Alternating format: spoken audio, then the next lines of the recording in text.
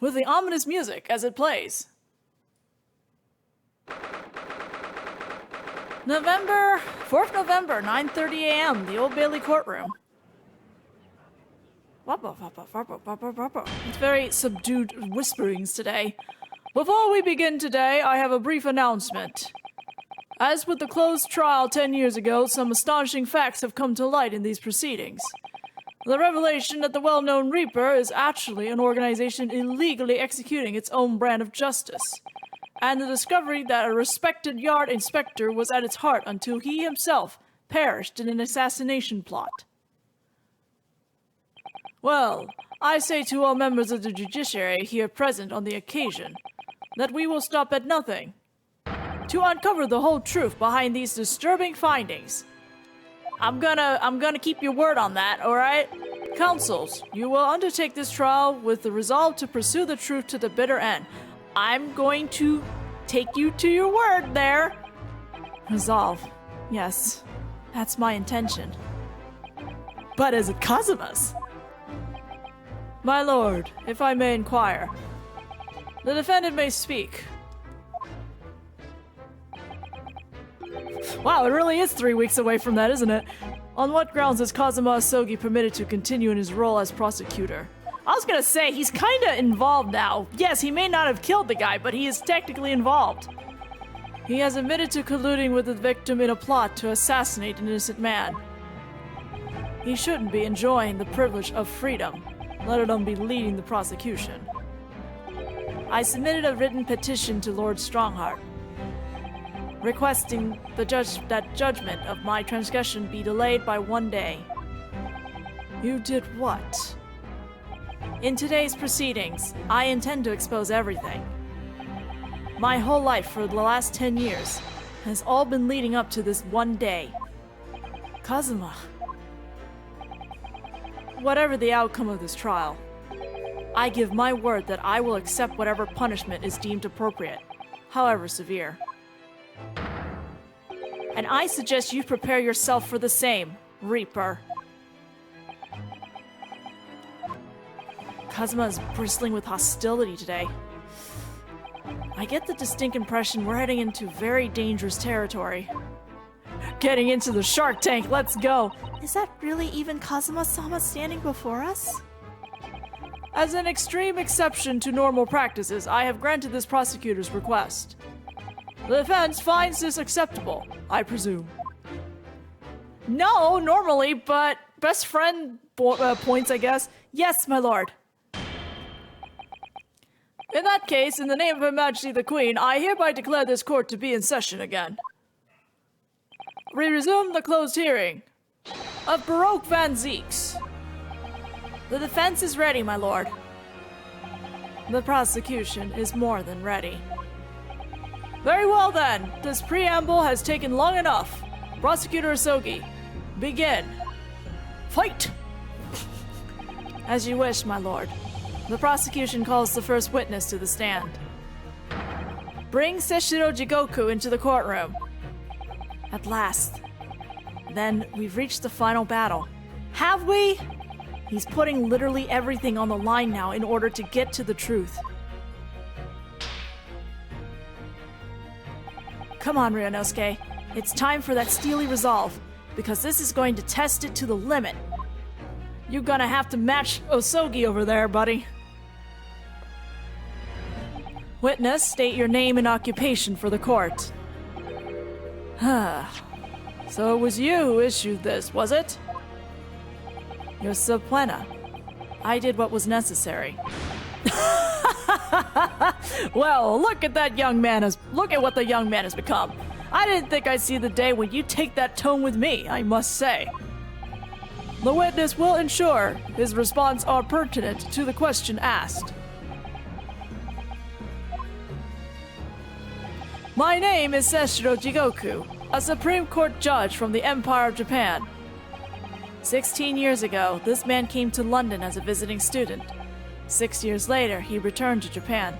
Hello, DG Shoes. As well as presiding over the Supreme Court, he is also currently Japan's Minister of Foreign Affairs.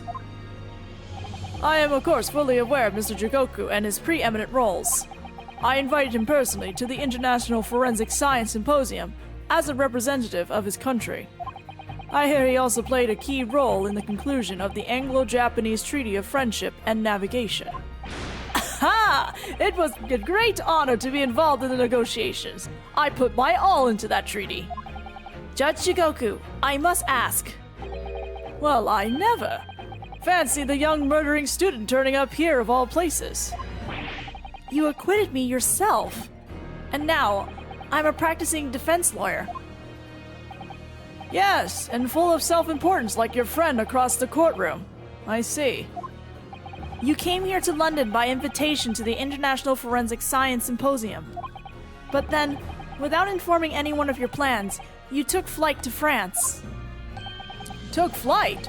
I'd have to object to that turn of phrase. Then explain yourself. What exactly were the circumstances? Well, I was somewhat expecting this, and I'm sorry to say. God, his beard. I declined to comment. What? Leaving the country prematurely when I was an invited guest may be questionable etiquette, but my decision is unrelated to this case. I can't be bound to testify. Unrelated, you say? His sass is all in his beard. I appreciate that a respected police inspector has been killed, for which I offer my condolences. However, being an alien, I'd obviously never met the man, nor do I know the first thing about him. As such, I'm in no position to testify. It's as simple as that. So you would run from all this? I beg your pardon? This case is more far-reaching than the murder of Inspector Gregson. It has ties to another murder, a case that was tried in Japan almost a year ago now. A year ago in Japan. The murder of Dr. John H. Wilson, you mean? That's right, and you, Judge Jigoku, are at the heart of both cases. The defense has evidence to prove it. Well, Ranosuke, I see from the look in your eyes that you're resolved to carry this through to the very end, too. Let's see your evidence, then. What proof do you have that Seshiro Jigoku is involved in this case? Take that! This is a telegraph detailing a communication sent between Britain and Japan approximately 1 year ago. The communication contained 4 names: Kei Asogi, A. Shin, T. Gregson, and J. Wilson. Hold it! Hold it! You little... Where did you get that? In Tokyo. From your office, Judge Jigoku. What? How on earth did you... What's this all about? Why is my name on that list? This list of 4 names follows a certain pattern. T. Gregson and J. Wilson are the names of victims. Kei Asogi and A. Shin are the names of assassins. No. Yeah, we're gonna bring that out to light, sir. A year ago in Tokyo, Dr. John H. Wilson's life was taken in a Western-style restaurant in the capital. The culprit was found to be a visiting student who went by the name of Giselle Brett, but her real name was Asa Shin, a professional killer sent on a mission to kill from Great Britain. I mean, Asogi did say he wanted to bring everything out in the open, so, you know, we're doing what he said. A. Shin, and her victim, J. Wilson. And the murder that just took place here in London was the counterpart to that crime. An assassin sent from Japan, also a visiting student, Kazuma Asogi, whose victim was the British police inspector Tobias Gregson. Kei Asogi and T. Gregson. One assassin from each country to kill a target residing in the other. Ooh boy! What exactly is the defense suggesting? These 2 cases of murder, one that took place in Britain and one in Japan, were masterminded by a pair of individuals from each country as a form of assassin exchange. And the telegram the defense has acquired is proof of this international contract to kill. What? What? Come on, Asogi, don't tell me you didn't know! The telegram was found in your office, Judge Jigoku. In other words, the mastermind in Japan was you! Judge Jigoku? What's this all about? And you, Kazuma, you lied. I'm mad at you, bro. During yesterday's proceedings, you acknowledged that you accepted the assassination mission. But the mark wasn't Judge Jigoku at all. It was T. Gregson, Detective Inspector of Scotland Yard, as shown by the name on the killing contract. Very impressive, Ryunosuke. But actually, I didn't lie. The name of the target I was ordered to kill never passed my lips yesterday. The idea that Sessho Jigoku was the mark came entirely from you. Look, details! Technicalities! You deliberately avoided saying a name? The defense claims these 4 names indicate some sort of international assassin exchange. I'm sure I speak for all present when I say that the very idea seems utterly absurd. Well, Mr. Jigoku, what do you have to say for yourself? His silence only goes to prove his guilt. There's another very important point that this new development brings to light. There's now a distinct possibility that the scene of the Inspector Gregson's actual murder was in the witness's cabin aboard the SS Groose. Judge Jigoku, you have to testify now. To refuse would put you in contempt of court.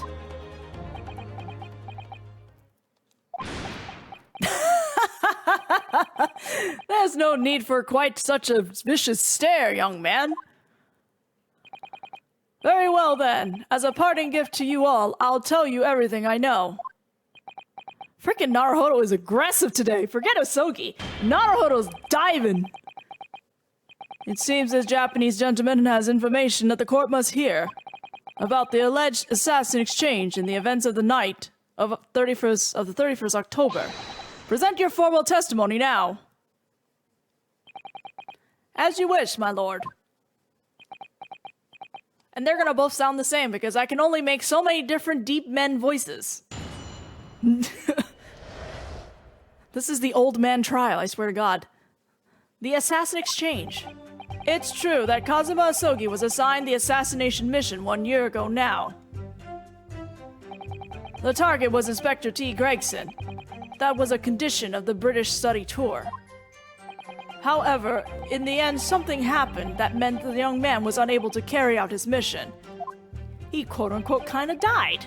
On the evening in question, a member of the crew was on duty outside my cabin at all times. If there'd been a shot fired, the crewman would have heard it, so clearly I can't be involved.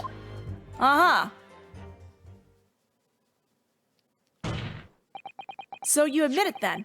As this communication suggests, there really was an assassin exchange arrangement between Britain and Japan. A political endeavor at the highest levels, not something I can discuss here. Yes, you can. It's a closed trial.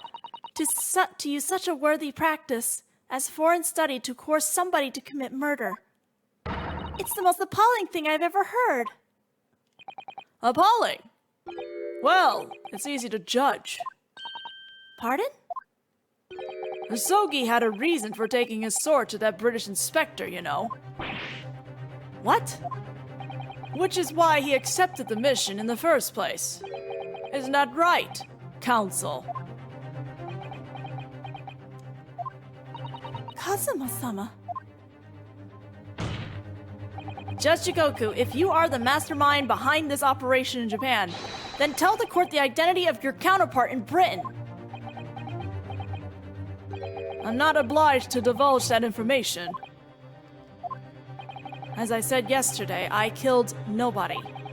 I freely admit that I accepted the mission, but on the night the plan was to be executed, I backed out. In short, this assassin exchange that the defense has identified is unrelated to the events of this case. The crucial point is this. Your police inspector can't have pairs aboard that steamship in Dunkirk. Besides, because if he'd been shot in the cabin, it's inconceivable that a member of the crew wouldn't have heard it. That's right. Gregson was killed after returning to London, in the room on Fresno Street.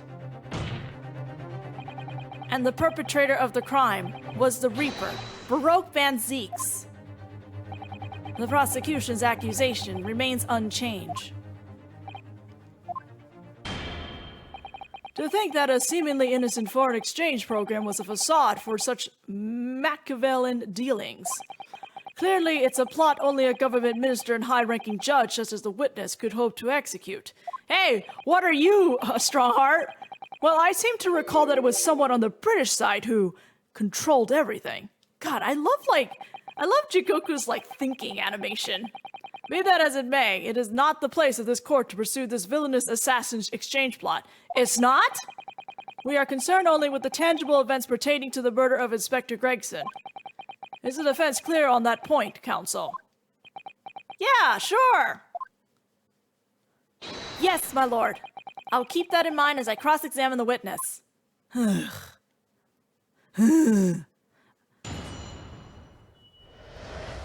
The assassin exchange. Let's go. Hold it! Pressing everything. A year ago, when Kazuma was still in Japan then. Correct. It was at the examination center for applicants for the study tour that I approached him. I'll never forget it. I remember exactly what you said. You just came out and asked me forthright if I consider traveling to Britain on an assassination mission. Okay, okay. Surely not.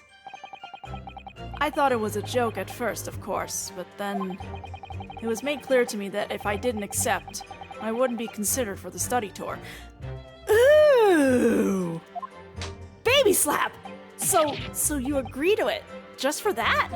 I mean, I know how much you wanted to study in England, but assassination? Sir! We have questions.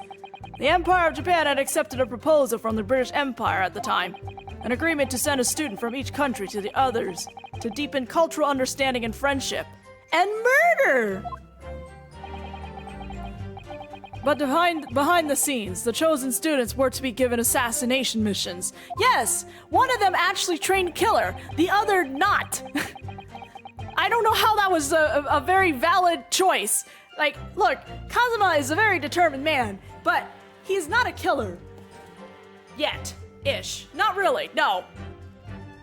I mean, look, the guy is out for vengeance, but he would fight every power within him to do anything but murder someone. So I'm just kind of sitting here this was never gonna work out. Hello? I had no choice but to accept the proposal that originated from my British counterpart. Why? Why didn't you expose the plot there and then? That's a good question. Britain acknowledges no part in these alleged misbegotten dealings. Of course it does. I advise you not to make spurious allegations, Foreign Minister Jigoku. As a witness, I'm bound to tell the truth, my lord. Anyway, I picked Asogi and explained the details of the plan to him. I know he came from a line of warriors, but this is the Meiji era. You know, Hold it! samurais don't go around killing people. I'm pretty sure samurais are retired by this point. Why, Kazuma? Why did you pick him as the assassin? He was the most capable of all the applicants. And I'm thinking of the DLC, the DLC now where we had Ouchi was accusing Asogi for the top knot, and I'm just imagining Ouchi's son trying to do this assassination exchange. And in addition, I knew his desire to travel to Britain was very strong. In fact, it was almost more than a desire. It was his whole purpose in life. Yes, as his best friend, I can certainly attest to that. He's very stubborn and set in his way.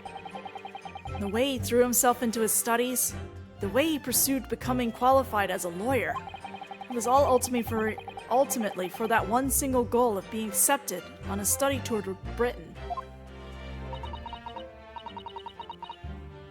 And of course, we know the reason behind that.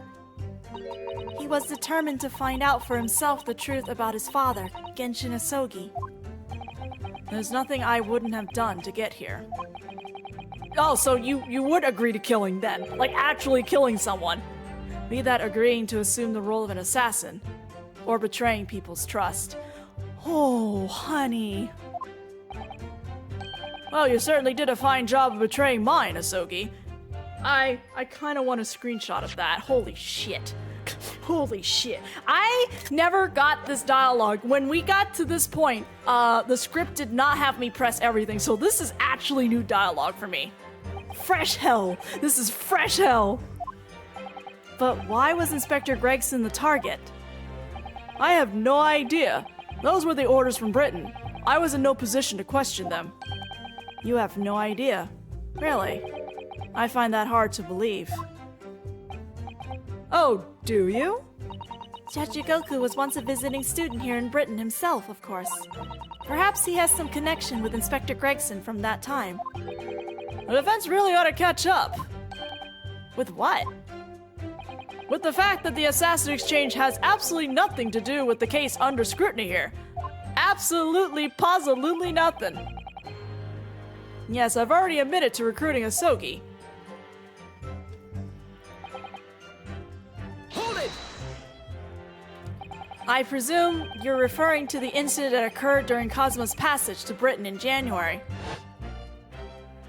Well, stop showing this picture! The awful tragedy that took place on the steamship. Please stop showing that picture. Word arrived at the ministry some 2 weeks after the ship's departure from our shores. The visiting student had been killed, but his body had somehow gone missing in Hong Kong. The news was wired to me from a detective I placed on the ship to accompany the assassin. Obviously, Kazuma didn't actually die at all, but he did lose his memory, including all details about his special mission. Yeah, let's just talk about Kazuma in front of Kazuma. No big deal. Did you not consider dispatching another assassin at that point? Why are you even, like, humoring that idea? That wasn't possible. Simply because that black-clad young student over there had already put himself forward as Asogi's replacement. And there was no way to stop him from reaching Britain. He really did stop the assassin program. Way to go, Naruhodo. My hands were completely tied. So Mr. Shelm's strategy worked perfectly. He predicted everything that would happen. Months later, my memory returned. But I never intended to go through with the assassination mission anyway. So you were playing me right from the outset, were you? Is that it? I'd sooner be guilty of that crime than of taking someone else's life. I was prepared to do whatever I had to in order to get myself here to Britain. Besides killing. This line of questioning has gone on long enough. All the court should be concerned about in the testimony given by this witness are details relating to his relationship with Inspector Gregson and the victim's murder. In that case, and as I've already made perfectly clear, I had no connection to the man or his death. And you have some means of substantiating this plea. Hold it! Outside your cabin in first-class area of SS Gross, you mean? Yes, that's right. Not least because was a murder of a student passenger earlier in the year, I imagine. The liner operators have taken to posting a crewman outside every first-class cabin door. I can confirm the presence of the crewman guard himself. What do you mean? Because I accompanied Inspector Gregson to Dunkirk that night. I witnessed it with my own eyes. There was a well-built crewman standing guard directly in front of the door to the witness's cabin. At that particular time, of course, I'd gone to the ship's dining room for dinner. The inspector and I asked the crewman to allow us into the cabin while we waited for Judge Shigoku's return. I suppose Inspector Gregson was there in his capacity as the Reaper. He was intending to take the witness's life. Exactly. As I've said numerous times now, I had no intention of killing anyone. So the crewman let two potential assassins into the cabin he was supposed to be guarding? Not the most convincing of centuries, really. In truth, those were my thoughts too. But anyway, I stayed to talk with Inspector Gregson for a short while, and then I left him there and made my way off the ship alone. Was the guard still at the door when you went? Yes. He glared at me as I walked past. You see? That proves it. Does it really? Hold it! The crewman who was standing directly outside your cabin door, you mean? That's right. A muscular man with a permanent grim expression on his face. He didn't once move from that spot. To be honest, I thought he was a miserable fellow. But as it happens, he's a vital witness now. Okay, well, he's not here. There's no doubt that Gregson was killed by a gunshot. And it's inconceivable that a crewman standing just outside the cabin door wouldn't have heard that. But wait, what about the ship's enormous steam engines? The noise of them could have drowned out the sound of the gun being fired. Sadly, young judicial assistant, that won't wash. Oh. You will recall that my cabin was in the first-class area of the ship, which is also, of course, the quietest. Don't imagine for a moment that it's anything like steerage where the judicial assistants go. I didn't mean... That was mean and uncalled for. But a hole like that made by a bullet was found in your cabin, Judge Goku. That's compelling evidence that a gun was fired in there. What's that? A bullet hole. Oh yes, you're talking about that detective uncovered in the wall yesterday, I presume. That was obviously a rotten panel eaten out by a woodworm. No doubt he didn't find an actual bullet. Ugh. That's the hole in this argument. Sadly, I was unable to arrange for the crewmen to be brought back to Britain with me. But obviously, if a gun had been fired in my cabin on the night in question, as the defense implies, I would have been arrested on the spot, and would never have made it to Britain in the first place. Very true, the witness's logic is sound, since no gunshot was heard from the witness's cabin on the night in question. We must assume that the witness is telling the truth. I'm glad you've seen sense, my lord. God, his laugh. I know Kazuma's already admitted to taking on this incredible assassination plot, but even so, hearing it confirmed by someone else is still a real shock. It's unforgivable, using Kazuma-sama's feelings to manipulate him into agreeing to such a despicable plan. But I think Kazuma manipulated Judge Goku too. He completely double-crossed him. Oh dear. It's hard not to see that as a stroke of brilliance on Kazuma-sama's part. One way or another, though, Gregson ended up dead. I really think that the murder must have happened aboard that steamship. So you mean... Judge Goku must be lying. I know I shouldn't let my emotions cloud my judgment, but you must destroy him, Mr. Naruto. Yeah! Savage! Destroy him! You heard her! You heard the lady! Let's go!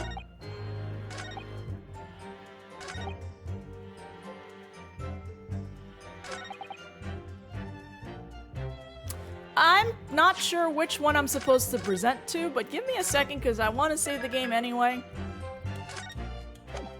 I also want to... Oh, I should save after looking at my stuff. Wait.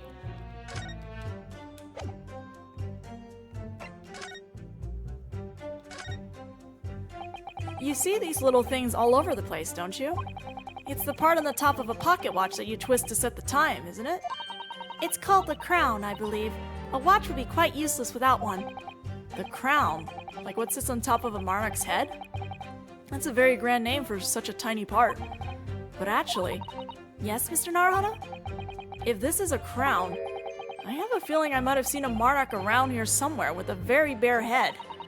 If by Marmok you mean pocket watch, then I'm quite sure you have. Well then, let me examine the pocket watch again. I have so much evidence now. Please send help. Why do I have all this evidence? I don't need all this evidence anymore.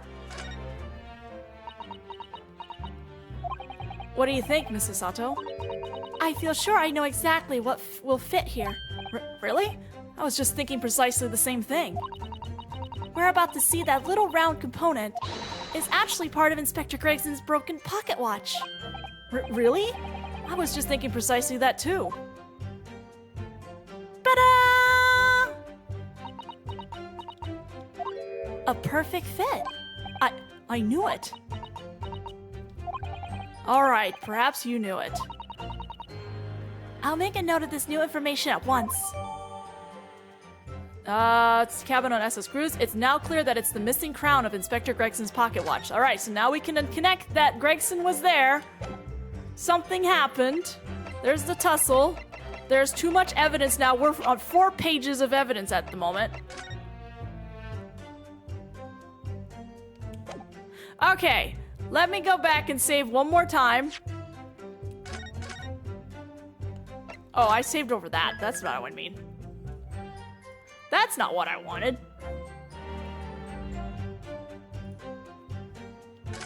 Okay, I'm going to now...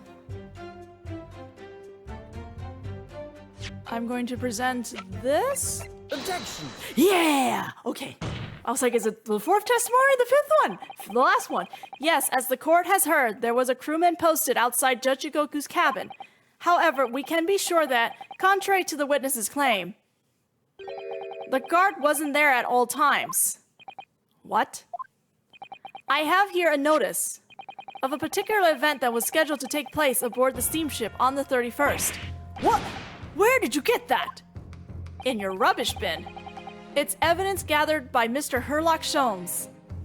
You were acquainted yesterday, if you remember. Herlock Sholmes again. According to this itinerary, after leaving the port of Dunkirk at exactly 10 p.m. and for a period of 20 minutes, all crewmen of the SS Grus were to gather on deck for an evacuation drill.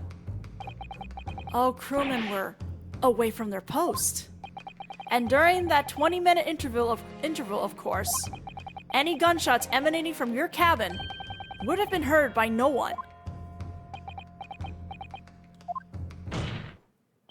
In summary, Judge Jigoku, you had ample opportunity to commit the crime. No. Objection! Sir! A 20-minute window of opportunity. That's an excellent find, Ryunosuke. But it amounts to nothing. Why? Because the witness clearly stated in his testimony that no incident occurred in his cabin. Unless you have some decisive evidence that can show his testimony to be false. Your accusation is nothing more than conjecture. Well, about that, we just have a cute little crown to prove something. Very true. Well, counsel? Inspector Gregson was killed in Judge Jigoku's cabin that night. I'm certain of it. Because the defense has the evidence to prove it. Bing! You will present the evidence for the defense at once, counsel. What proof do you have that the victim's life was taken in Jigoku's cabin on the 31st October? Take that! Judge Jigoku, this was found in your cabin yesterday. What is that? The crown of a pocket watch. A pocket watch. And if you will observe, the victim's pocket watch, which we know he treasured, is missing precisely that part. It can't be. Moreover, this crown is a perfect fit on the spindle protruding from the victim's watch. Now, the fact that this was retrieved from Judge Jigoku's cabin tells us that the victim's watch almost certainly broke there. Ugh. In other words, the victim was killed on the 31st during the 20-minute evacuation drill in the cabin occupied by you, Judge Jigoku. Gonna drink water now. What do you got to say for yourself? Well, you're razor sharp, aren't you? You young murderer. Don't call him a murderer! You're the only murderer in this room, sir! Expertly maneuvered, Ryunosuke. And your argument sounds entirely plausible. At first. But rather like this pocket watch, it's full of cracks. What? What the heck are you going on about? And I believe Judge Jigoku feels the same way. I was wrong to acquit you earlier in the year. Sorry? If I'd known that it would result in anyone having to listen to this drivel. I would have declared you guilty just to spare the world of your ridiculous bombast. You have a death wish, sir! You have a death wish! Don't you dare bully Naruhodo! I think it's clear that the witness will have to give further testimony. When you hear what actually happened in my cabin that night, you'll notice that pitfall into which you've stumbled. Prior to your renewed testimony, I would like to clarify one point. The fact that this part of the victim's watch was discovered in your cabin means that you acknowledge he was there, I presume. Yes, I do. Very well, then. You may proceed to your formal testimony about what exactly happened in your cabin aboard the ship on the evening of 31st October. Of course, as a man of the law, I have no intention of obstructing justice. Doubt. Very doubt. Jigoku, please. The events in the cabin. I had a guest waiting for me when I returned to my cabin after finishing my evening meal in the dining room. When I walked through the door, a mustachioed Englishman was there, foolishly waving a gun at me. I soon took care of him with an ippon sail throw, though. He couldn't wait to run away after that. I imagine his watch was broken when I threw him over his shoulder. It has nothing to do with his murder. The inspector was clearly killed having returned to Britain, because his body was found in London.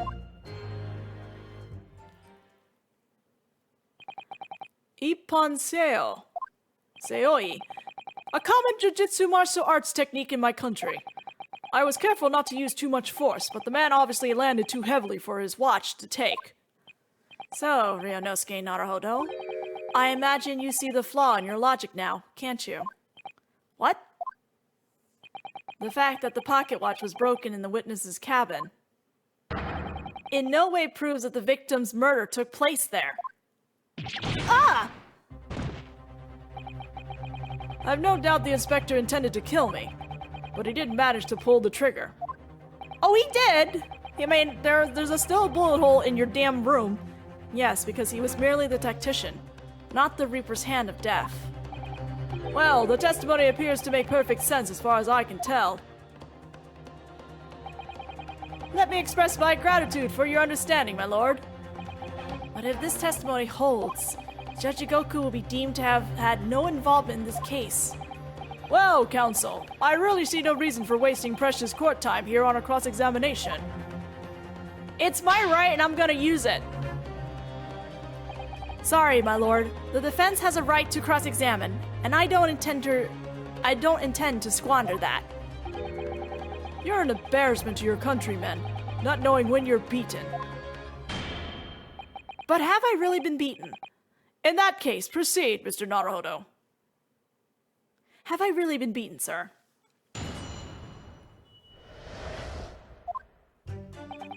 Hold it! Because the so-called guard posted at your cabin door had just let your killer pass, you mean? Apparently, Gregson told the crewman he was a police inspector, which was the truth, of course. He wouldn't have had his identification with him, though. He had his trench coat and mustache, not to mention the bag of chips. I imagine the crewman was convinced. But the man accompanying him would have had 2 swords slung around his waist. You mean, me? Who else? Yes, that's true.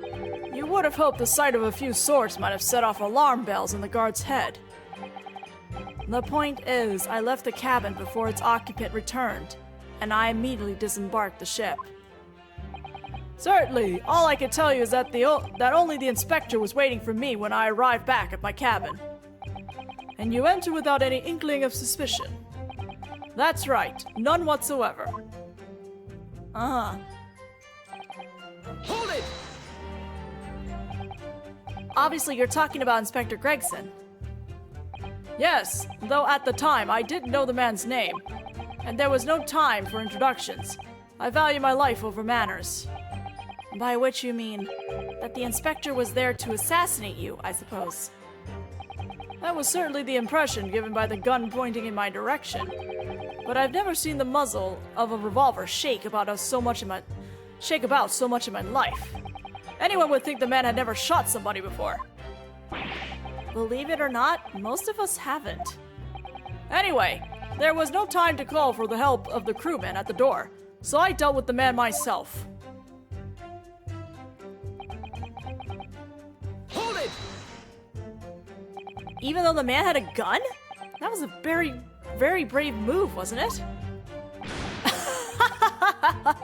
My Ippon Seoi is far faster than a bullet, I assure you. But surely all that commotion caused the crewmen to come in, didn't it? Oh yes, of course. He burst in immediately without knocking. The inspector hurled himself at the stocky fellow and just managed to slip past him to make his escape. The outstanding guard does it again. Luckily, there are many situations I can't get out of using a quick Ippon Seoi throw. Seoi? Seoi? Hold it! The crown snapped off, and the glass covering the face of the watch was cracked. Preferably to the man's head being pulled off, or his spine cracking, would you say? Not that the man was spared for long. A bullet to the chest soon saw to that. But the point is, the broken pocket watch doesn't prove that a murder took place. Absolutely not! All the watch proves is the power of my jujitsu throw. Whatever you say, it doesn't quite ring true that no shot was fired in that cabin. Because there was an obvious bullet hole in the wall. What are you talking about? That's what the star of your lowbrow detective stories told you, is it? Well, I don't care for such fiction. Haven't you worked it out yet, you little stripling? No murder took place in my cabin. Big fat lie. Hold it! But there's no evidence that proves the victim ever returned to London alive. Just take a moment to think that idea of yours through now, stripling. What? If the inspector was killed on the steamship in France, how on earth could he have gotten back to Britain? When people die, their bodies remain at the same spot. It's a devil of a thing. Well, then, obviously the corporate must have moved the body. How exactly? Carrying a corpse off a ship in your arms would raise a few brows at least, don't you think? Well, yes, that's true, but... All passenger luggage is inspected when it is unloaded from arriving vessels, and I would like to think the border police would query the corpse of an English gentleman as a hand luggage. If the murder had taken place aboard the ship, you would imagine the body would have been disposed of at sea. There would be no sense in risking being caught at attempting to transport the body back to Britain. That's killed that idea then. No, it hasn't! We're good! But perhaps not. Mrs. Sato? We've heard that the first-class passengers were under constant scrutiny by the crewmen posted to guard them, which would mean that the culprit had no opportunity to dispose the body in the sea. Yes, that's true. So transporting the body to Britain may have been the only viable alternative.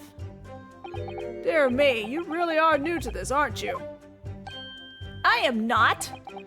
I thought I'd been perfectly clear, but it seems I'm going to have to explain it in words you can understand. I think I ought to alter my testimony. With your consent, of course, my lord. I have no objection. State your amended testimony now.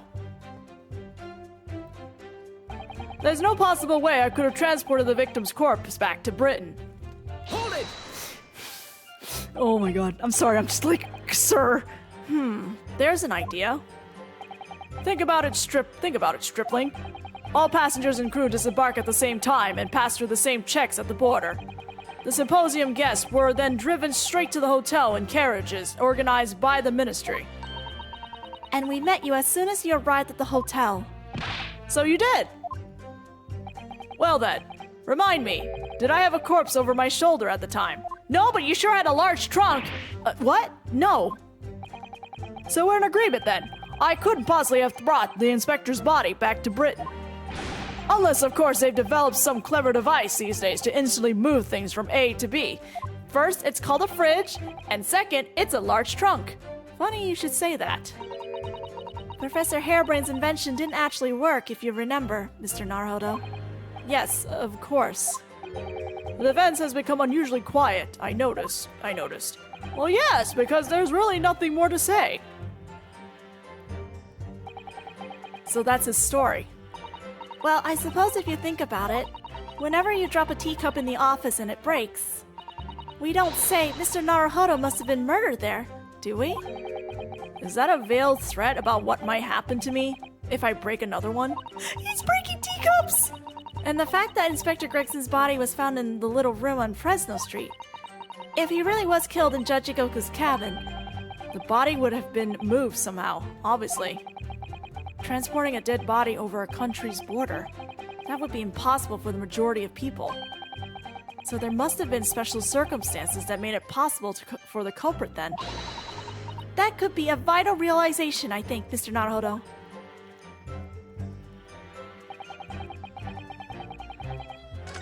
Okay, I believe we are presenting the photo itself, so let's get this group photo. This relatively not harmless group photo anymore. Where is it? Objection! Alright, sir. There's no possible way you could have moved Inspector Gregson's body, you say. I would say the opposite is true. And what's that supposed to mean? Far from being impossible for you to do, the transporting of Inspector Gregson's body back to Britain is something only you can do. What are you talking about, Ryunosuke? As well as being a judge, Mr. Jigoku is also Japan's Minister of Foreign Affairs, which means he's exempt from having his luggage searched when he enters the country. We learned that when we first met you upon your arrival in London. Thanks for that tip. Well, all those passport checks and luggage searches at the border took rather a lot of time. I must say, I'm very envious of your ministerial status. You didn't have to go through any of that, did you? Ah, I knew you were jealous.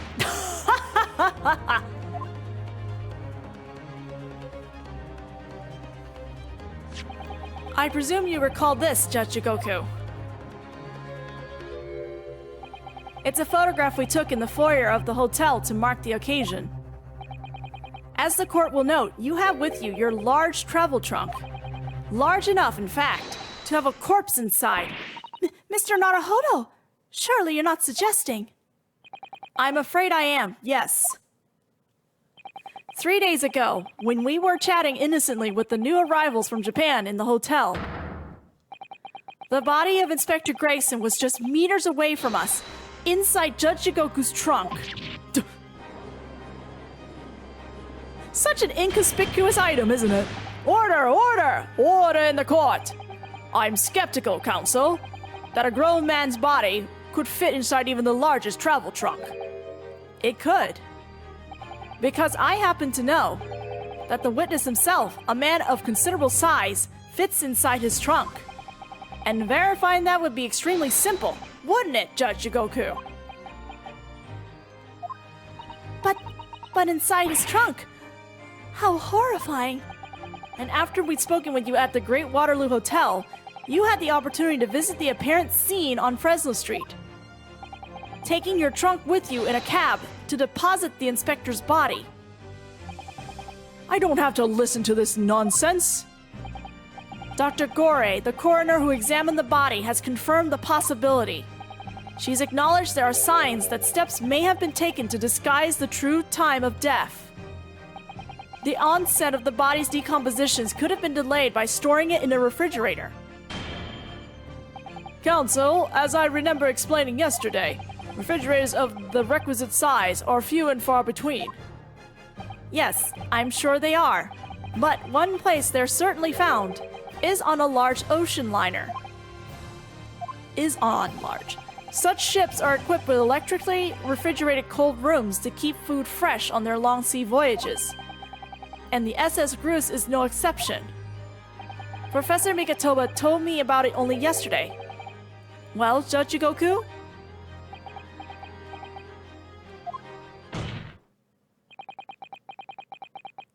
However much you prolong this debate, you can't eliminate the truth. All the evidence points to you being the killer.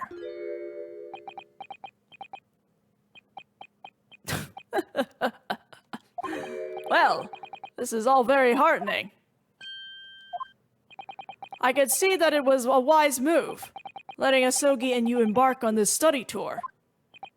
What are you talking about now? Logical reasoning, of course. All court proceedings will be built on logical reasoning in the new century. Stop deflecting the subject, and I can see that you've both laid firm foundations for that already. Judge Jigoku, please, stop diverting attention from the issue at hand.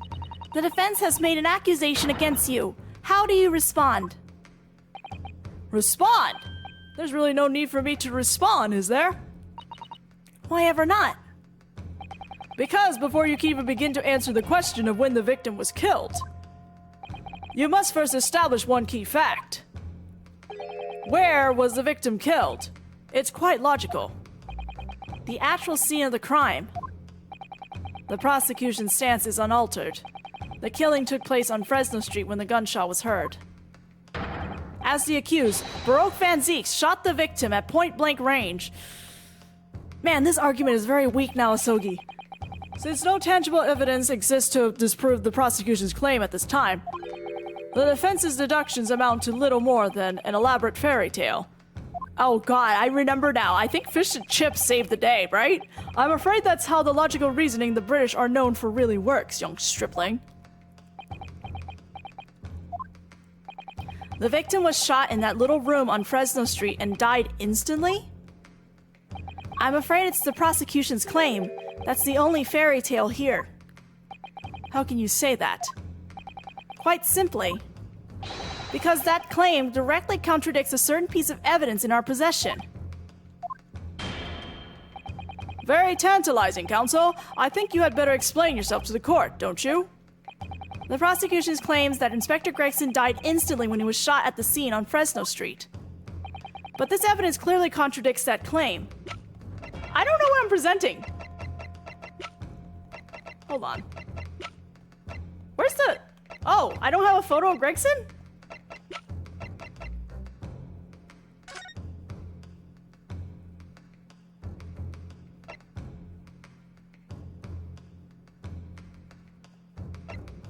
I don't know what I'm supposed to present, actually. What evidence contradicts the claim? Oh, wait, I do have the picture. Is it this one I'm presenting? Take that! It stopped. Okay, a photograph of the victim in the very location you claimed he wasn't killed. Yes, but the point is the posture of the body itself.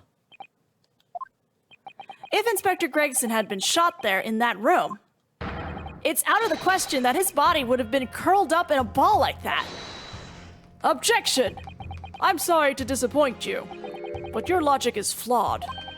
He could easily have adopted that fetal position due to the pain of the shot, which subsequently proved fatal. Objection! I'm sorry to disappoint you, Judge Jigoku, but it's your logic that is flawed. What? According to this autopsy report, the victim died instantly. He would have felt no pain, much less having been able to draw himself into that position. Which begs the question of why the victim's body is curled up in that way. Though the answer should be abundantly clear by now. You're suggesting. The inspector's body took on that posture ahead of its arrival on Fresno Street, before it was coldly turned out on the floor. From the inside of a large travel trunk. No! You're quite right. The shape of the body. It looks exactly as if it had been kept in a confined space. Rubble. Argue against that, buddy. Judge Jigoku, present your trunk for examination. I believe it's very possible that it will contain traces of the victim's blood. Duh!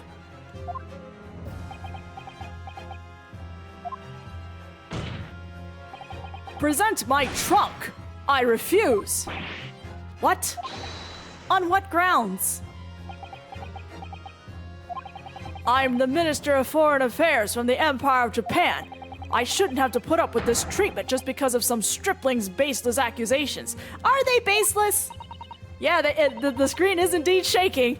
In other words, Judge Jigoku, there is blood in your trunk. I decline to answer that. As the Minister of Foreign Affairs, I have privileges that allow me to... Shut up about your positions! At this moment, you're not a government minister. You are a witness in a trial in Britain's highest court. I don't care who you are or what your status outside this courtroom might be. You will not withhold information. You tell him, Naruto, nothing is more important than the truth. Now shut up and show us your trunk.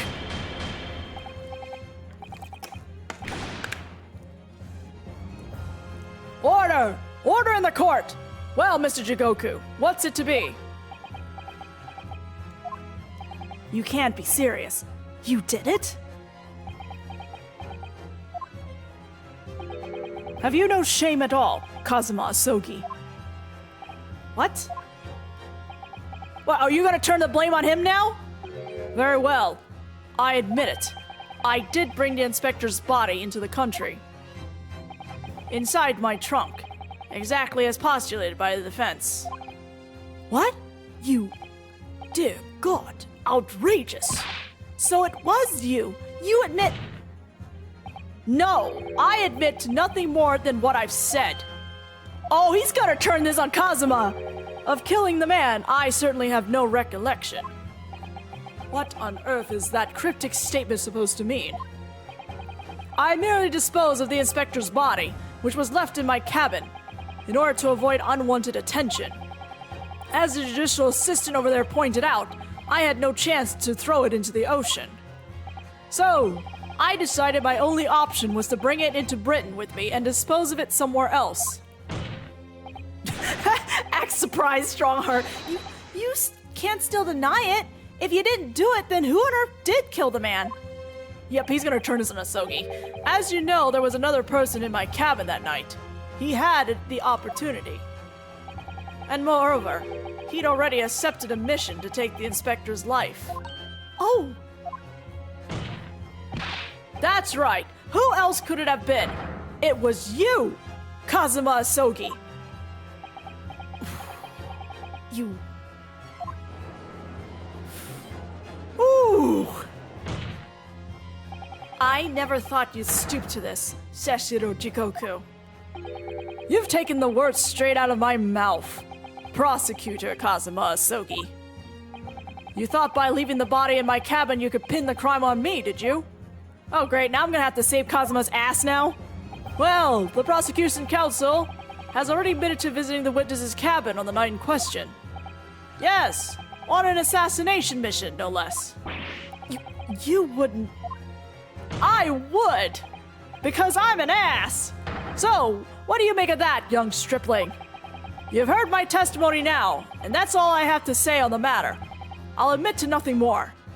I don't believe this. Counsel for the defense. What is your position now? The court awaits your response to the victim's assertions. The witness's assertion. The assertion that on the night in question, the victim's assailant was in fact Mr. Kazuma Asogi. This isn't the dead end it seems to be. The answer's right in front of me. It comes down to Jigoku, or Kazuma. Both of them had the opportunity to kill Gregson, but only one of them did it. And I'm just a step away from proving who. Very well. The defense is ready to respond to the assertion put forward by Judge Jigoku. I'm actually not sure. What am I presenting? The idea that the victim murder could have been committed by a prosecutor. Can I get the wrong answer? I want to know what happens if I pick the wrong answer. I really want to know. I'm gonna pick the wrong answer. I'm sorry, Kazuma. I just want to know. I want to know. I just want to know. I'm a terrible friend. Well, it is possible, my lord. What? How could you? Do you think I want to believe it? But the fact is, I can't say with complete certainty what actually happened because I wasn't there. You disappoint me, Ryunosuke. If I may, Mr. Naruhodo. Ultimate anime betrayal. Ryunosuke betrays Nasoki. I think perhaps that's why we form opinions based on evidence. Oh, that's true. And actually, we have evidence that can settle this argument conclusively. My lord, the defense would like to present evidence in support of... Before you plow on, feigning ignorance of what just occurred, counsel, you must be penalized for that short but embarrassing you uttered a moment ago. I really thought I could just brush past it if I was quick enough. Never mind the penalty, Mr. Naruhodo. The truth is all that matters. You just said Asogi's been a terrible friend to Kazuma, and I'm just like, wait. I'm gonna go ahead and load the file again. That was good. I'm happy. I wanted to know, and I got it. Anyway, that was funny. Judge Jigoku, let me remind you of something you said only a few minutes ago. You claimed that logical reasoning is the future of the judicial process. It is, no question. Well, logical reasoning can prove something here. Namely, that it would have been impossible for Prosecutor Asogi to commit the crime. What? Oh, right! No, Asogi was in Dunkirk. He was staying, or he was already staying at an inn when the murder occurred. The court will only accept an argument that is supported by compelling evidence. So, present what you have, counsel. Wait, what am I presenting, though? What proof is there that allegedly demonstrates the impossibility of Prosecutor Asogi's involvement? What do I present, though?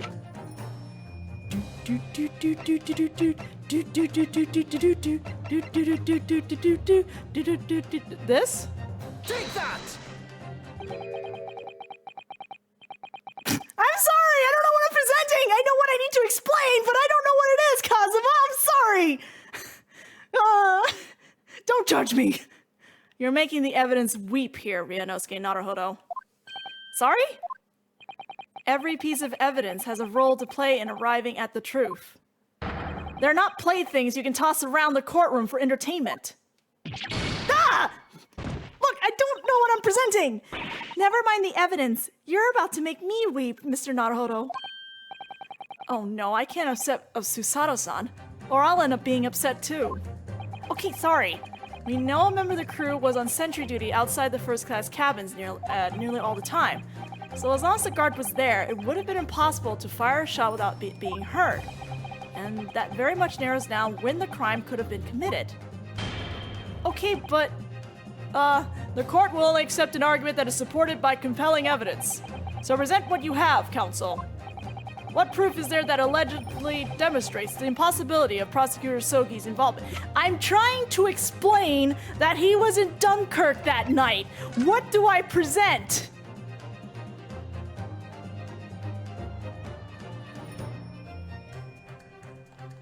Is it? Okay, I will do that now. Take that! This itinerary for crew members of the SS Grus, my lord. This is conclusive proof. No, don't open the evidence again, sir. Thank you, by the way. An itinerary. How does that prove anything? Judge Jigoku, the moment you acknowledge that you found the victim's body in your cabin, this itinerary suddenly becomes much more significant. What? Why? On the night in question, as always, a crewman sentry was on guard outside your cabin door. As long as he was there, nobody could have fired a shot inside the cabin. Absolutely, because it's inconceivable that the guard wouldn't have heard it and come to investigate. So that tells us that the crime must have taken place when the guard was elsewhere. And that narrows it down to the 20 minutes just after 10 o'clock as indicated on the itinerary. Yes, I see no flaw in your reasoning so far. But the crucial point is this. When the evacuation drill took place, the steamship had already put to sea from the port of Dunkirk. Now, clearly the murder could only have been committed by somebody who was aboard the vessel at the time. But Prosecutor Sogi stated in yesterday's proceedings, I didn't come to Great Britain to take anyone's life, so I left Gregson and disembarked the ship. I spent that night at a boarding house in the town and returned to England the following morning. Which I'm sure the court will agree is conclusive proof that Kazuma Asogi couldn't possibly have carried out the killing. Ugh! Hold it! No, absolutely not. I don't accept that at all. What do you mean? The boy's just saying that to exonerate himself. We can't trust that he really disembarked the vessel. We could check the innkeeper's book log. Obviously, after he left by cabin, he hid himself somewhere near the ship. Just waiting for his chance to come back. Shut up! No, that's out of the question. Isn't it, Kazuma? Aww, bestie. As the defense rightly recalls, I disembarked the vessel and spent the night in a boarding house in Dunkirk. And as I said yesterday, I signed my name in the accommodations register book. All extremely easy to verify and undeniable proof. No, There's no escape this time. You can forget that you're the judge or government minister. It's time you gave the court an honest answer, as a common man. You killed Inspector Tobias Gregson and transported his corpse back to Britain. Then you dumped the body in the room on Fresno Street and made it look as if the murder had happened there. That's what really happened, isn't it? Seshiro Jigoku! Time to break the stand! It was that damn trial 10 years ago. That's when all this began. Looking back now, my fate was decided that day. I was doomed already. Ah! Oh, there goes the witness stand again. Sir, don't take it out on the witness stand. It's over. My life is over. Got him.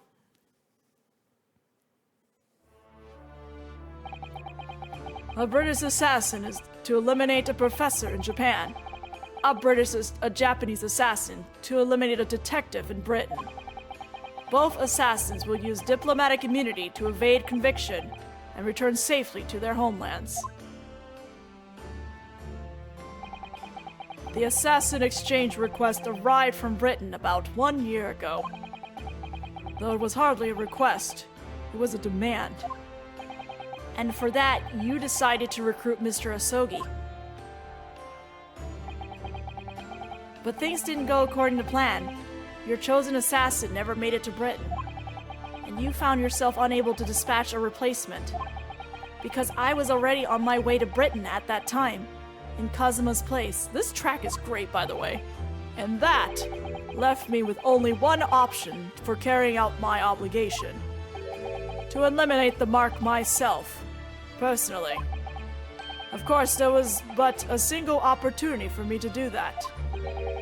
The International Forensic Science Symposium, I presume. That's right. I decided it would be safest to carry out the plan before my arrival in Britain. So I enlisted the help of my British counterpart and made arrangements for a pretext that would take the inspector to Dunkirk. To lure the man in, he was given a sham mission by the Reaper. What? The Reaper? But there's only one person who could have done that. The mastermind of the entire operation. The Reaper himself. Excuse me. So, that means that the assassin exchange was... It was all planned by the Reaper. I'm not at liberty to say anything about my British counterpart. Anyway, the inspector accepted the Reaper's mission and dutifully infiltrated my cabin on the steamship. But it was all a trap designed to lead him to France, and his own death. Oh, how awful. Oh, I see now. So if it was a sham mission, now I see why Asogi was assigned to it. Technically, that was his mission. So it was a twofer. If Jigoku fails, Asogi can do it. If Asogi fails, Jigoku can do it. It was just a twofer. It was past 9 o'clock when I returned to my cabin from the dining hall that evening. I didn't give him time to attack me. I choked him until he lost consciousness. But there was a guard just outside the door, so I left it at that for the time being. Oh, Gregson! Even the slightest noise might have aroused suspicion, so I bided my time, waiting. For the 20 minutes after 10 o'clock. I had intended to finish him by strangulation, but moments before I had the chance, he suddenly came round and went to me in a reckless move.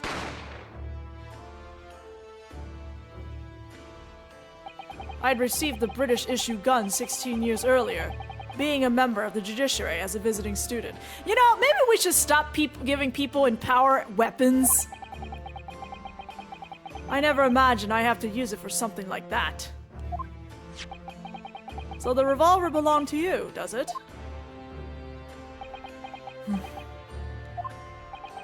Then the victim was killed inside your cabin on the SS Groose. Which begs the question of why you arranged for this body to be discovered in the room on Fresno Street. The young judicial assistant over there has already answered that question. There was no way I could take the body up on deck to throw it over the side. That's precisely where all the crewmen were gathered, for the evacuation drill. So before the first-class cabin sentries returned, I took the corpse to the refrigeration room. And then on arriving in Dover, you concealed the body in your trunk in order to smuggle it past the border police. I'm honestly surprised no one discovered the body in the fridge, to be honest. I knew I needed to take steps if the police were to be convinced when the body was found in London. In that case, you must have known. You must have had intimate details of Inspector Gregson's intended schedule. Yes, my British counterpart sent me everything I needed to know. The inspector was due at Fresno Street at 5 o'clock that afternoon, in order to meet a man by the name of Hugh Boone, from whom he would take back his police identification. I decided that man would be the perfect person to set up as the culprit, so I took a hackneyed carriage over there with the body still in my trunk. That must have been just after we took this photograph with you at the hotel then. Yes, I wasn't expecting a welcoming committee. I was more than a little nervous. On Fresno Street, I spotted a young girl selling little firecrackers. Miss Venus, of course. I conceived of the candle trick there and then. So I donned a simple disguise and approached the girl to buy enough firecrackers to replicate a gunshot. What sort of disguise? For some reason, the inspector had a bright red hairpiece in his own traveling case. So I put that on, although I suspect I drew more attention to myself than I would have otherwise. The hairpiece we found on the scene, the inspector had it ready for the Red-Headed League investigation. But also, there's gotta be fan art out there with Jigoku wearing a red wig. Cause he's got that beard and everything going on, and I'm just like, dude, yeah, you would stand out. I only arrived at the room at around 4:45. So I quickly placed the body on the floor and moved the notice board and set up my little candle trick. I arranged it so the firecrackers would go off with a bang around 15 minutes later.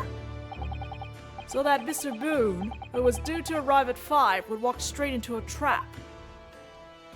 Except, at the last moment, I made a careless blunder. What was that? I imagine it was the bag of fish and chips. I didn't notice that it had fallen out of his overcoat pocket when I moved the body to the refrigeration room. I put it back into his pocket the following morning, but... well, it seems the warmth of the heated cabin had accelerated the decay of the fish. Ew. Fish and chips saving the day. Anyway, that's... That's everything. All the sordid details of what I did.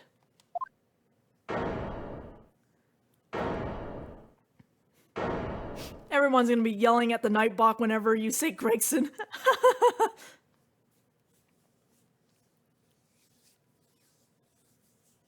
Bing! I've heard enough. We've arrived at the truth about the murder of one of the country's most capable and respected police inspectors. The witness will be tried in the coming days. For a crime of such a vile nature, you can expect the most severe penalty.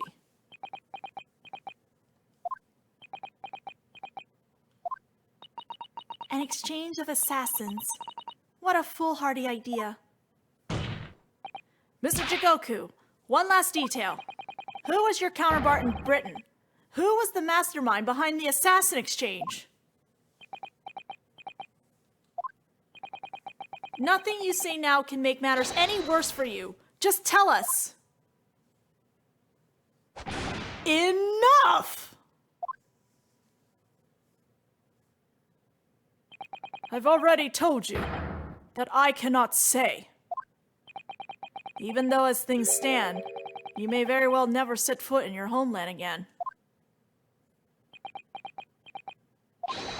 What are you waiting for? Can't we get this over with now? It's finished. All of it. I'm finished.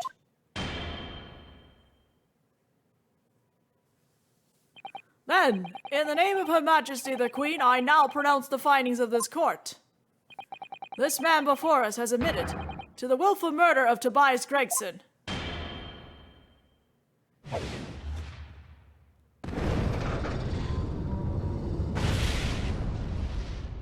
Okay. Seshiro Jigoku, it is the opinion of this court that you should be found guilty. And may I remind all those present of the strict confidentiality demanded by this closed court. Great! Fantastic! We're done, right? No. Moments ago, Mr. Jigoku signed a written confession, admitting to the murder of Inspector Gregson and the subsequent conveyance of the body. In short, the defendant's innocence has therefore been established beyond doubt. And Kazuma is not going to be happy about that. Nope, nope, nope. Oh, wonderful. Well done, Mr. Naruhodo. Yes, thank you. Is something wrong? I don't think Kazuma's happy. I'm just a little troubled by his silence. The true identity of the Reaper of the Bailey and this extraordinary assassin exchange. We do remain in the dark about these mysteries. However, insofar as the indictment brought against the defendant in this trial, we have reached a conclusion. I have every intention of pursuing both mysteries. As a prosecutor.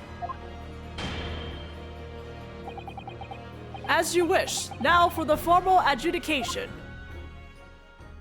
I hereby declare the defendant Baroque Van Zieks. Objection! Sir!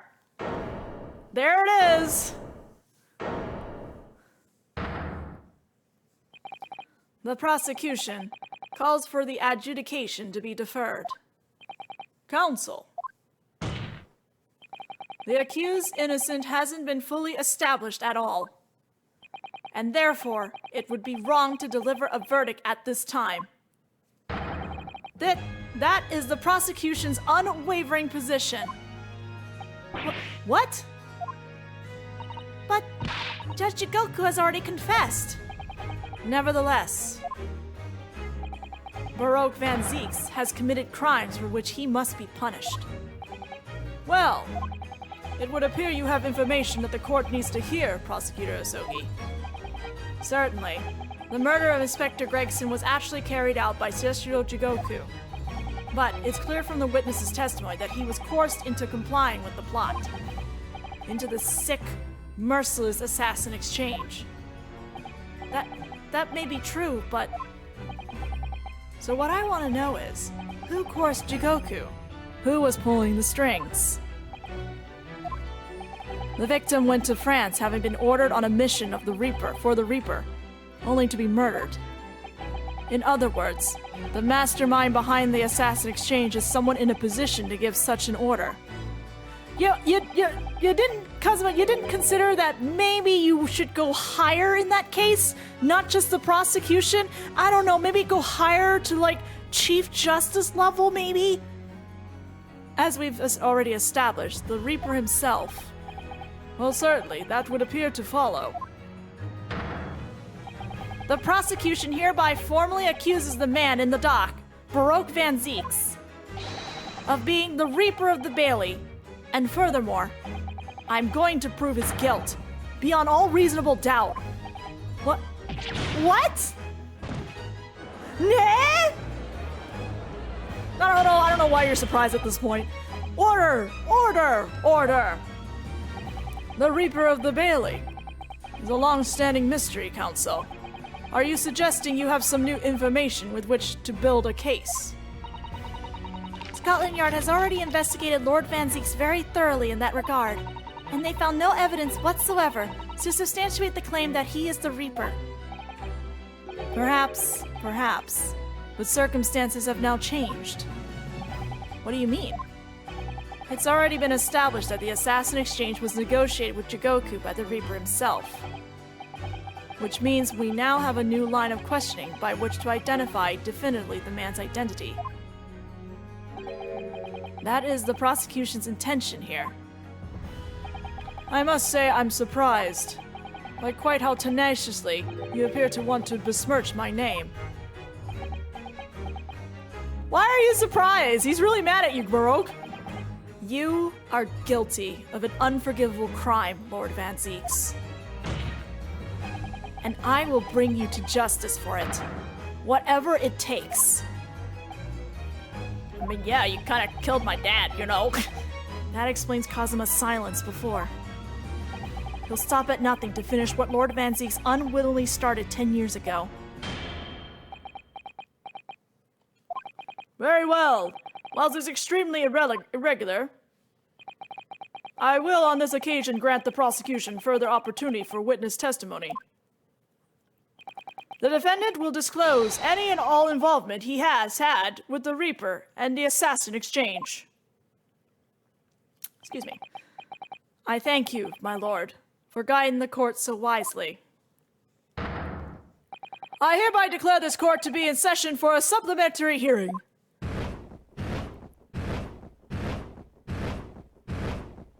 Here we go again. Oh, okay, I'm sorry. Pray, turn a blind eye to the discourtesy as I verify that this vile and unremitting accusation hasn't soured the contents of my hollow chalice. Lord Van Zieks! I first had to suffer the pseudonym of Reaper 10 years ago now. And ever since that time, I've endured the weight of implied guilt that's gone with it. So I welcome the chance to testify now, and crush those allegations once and for all. Good. Then let justice decide, Lord Van Zieks. The prosecution seeks to begin building its case by calling the accused to the stand as the primary witness, in order that he may answer the accusation brought by the prosecution that he is the Reaper of the Bailey.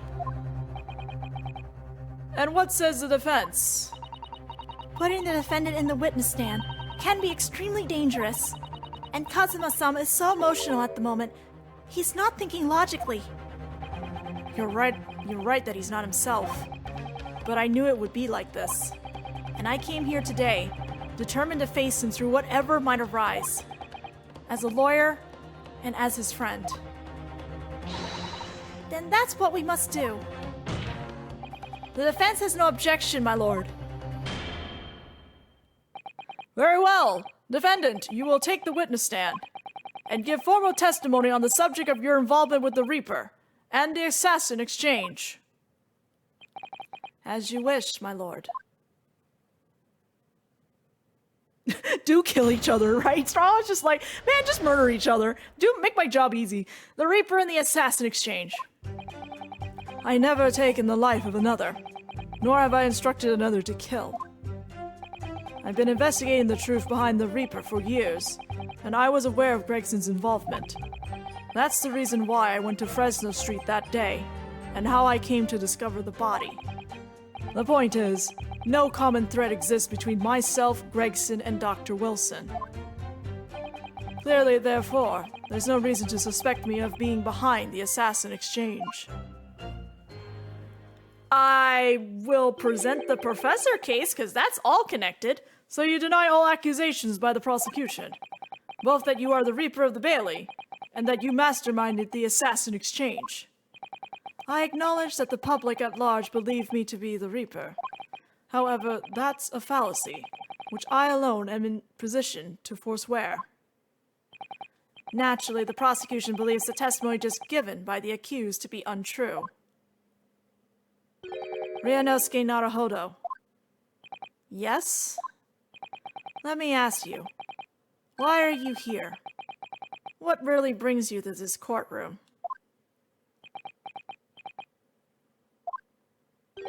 A desire to uncover the truth, even if the truth proves your client to be guilty. From all my experiences in this courtroom, I've come to realize something. The truth can't be hidden. Sooner or later, it will come out. So it's always my intention to work with my client in pursuit of the truth. I want you to remember what you just said. Sure, no problem. Enough dilatory chatter. Counsel for the defense, proceed to cross-examine the witness. Yes, my lord. I know exactly what you're thinking, Kazuma. I know you're just waiting to point it out. The contradiction, you're convinced, lies somewhere within this man's testimony. Am I going to present the contradiction? Huh? Hold it! So you're not what the general public refer to as the infamous Reaper of the Bailey. Exactly. Don't imagine for a moment that the court will be satisfied with a one-word answer on this. I realize that. If you're intending to comment on every sentence, this would take a while, Kazuma. Me, who presses on everything! Don't you find it disturbing, though? That one by one, defendants who've been acquitted after your unsuccessful prosecution were killed. Let me answer that question by posing another. If one by one, defendants who've been acquitted after your successful defense were killed, would you find that disturbing? Ooh! Ooh, disturbing? I couldn't possibly say how that would make me feel with a one-word answer like that. Exactly. Well, that told me. You got him back! But even though I'm not the Reaper, that doesn't mean I ignore all the hearsay.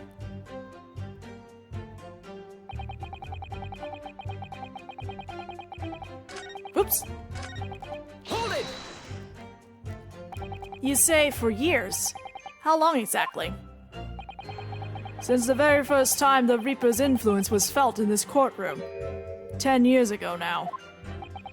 And your investigations led you somehow to Inspector Gregson, you're saying? I didn't want to believe it. He was a personal acquaintance. We worked on cases together in the past. A friend, even. It felt like a betrayal, but I demanded permission to search his office at the yard without his knowledge. Which is when you found his secret notebook, is it? It's when I first learned of the location he noted only as Groose and the appointment at 5 p.m. on the 31st. Though I didn't know the significance of those details at the time. So now we're at the nub of the matter. The nub. As it turns out, the significance for me personally was very unfortunate. Hold it! But why did you go to that specific location? I thought that if it was the Reaper's headquarters, then by turning up there at 5 o'clock, I would catch whoever was involved red-handed. Sadly, all that was awaiting me was the inspector's corpse. Yes, even though it wasn't designed for you, you walked straight into the trap set by Jigoku. Exactly. Jigoku had intended to implicate Hugh Boone, but unhappily for me, I arrived at the scene first. Ha! A ridiculous, careless blunder. Moved on to just throwing insults around, I see then, Kazuma. Please! Sir! Think what you will, it doesn't change the truth. He's so angry. I get it, but God, he's so angry. There is a link between you and Gregson, though. Of course. We were close acquaintances. We worked on numerous cases together. I consider the man to be a mentor of sorts. He taught me a number of important lessons. He did? Such as what?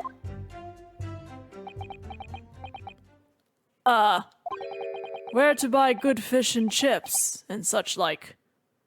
Really? Could you tell me where to? Well, that was convincing. Dr. Wilson was a coroner, of course, but that was some time in the past. And in any case, I understand it was several years ago now that he was invited to work at the Japanese university, not restaurant. Why? That's right. He was a visiting professor at the Imperial Yume University in Tokyo. It would be unambiguously clear, then, that no link exists between myself and him. I think we're all connected to Clint, I believe. In other words, I had no motive for sending some assassin across the oceans to kill the man. It sounds plausible enough, and I want to believe it, but something about this just doesn't quite sit right with me. Hold it! Certainly, as it stands, there's no evidence to suggest that you concocted the scheme. Objection! Sir! But as it stands, we have only the accused's insistence of his innocence. Sorry? Perhaps there is some reason that would explain why he masterminded the assassin exchange. And if a reason could be established later in these proceedings, then the accused's claim in this testimony that he wasn't involved would amount to perjury. Well, yes, that's true, but...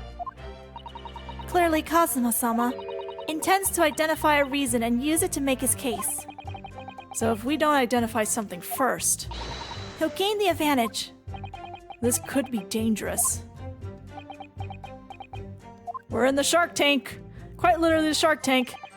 A convincing testimony by Lord Van Zeeks. Certainly, with no apparent connection between the three men, there's no way to establish a motive. The testimony seems unassailable as far as I can see. Are you sure, Susato? Oh dear me, what a bleak expression. I agree, there doesn't appear to be any particular link between them, at first glance. But with the inclusion of one other person... I must be overthinking it, surely. Another person, Mr. Naruhodo. I need to think back over all the information we've gleaned so far. Alright, and I'll review my notes about the case and all the evidence in the court record. Could it be that Lord Van Zeeks has something to hide after all?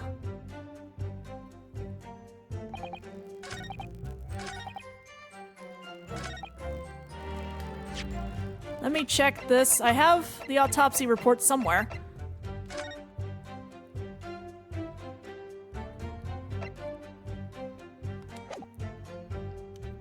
Objection! Got you. What is this? An autopsy report. Wait, this is 10 years ago. From the autopsy of Lord Clint Van Zeeks. What? My brother's autopsy report? I'm pleased to see. The defense doesn't intend to run from the undeniable truth.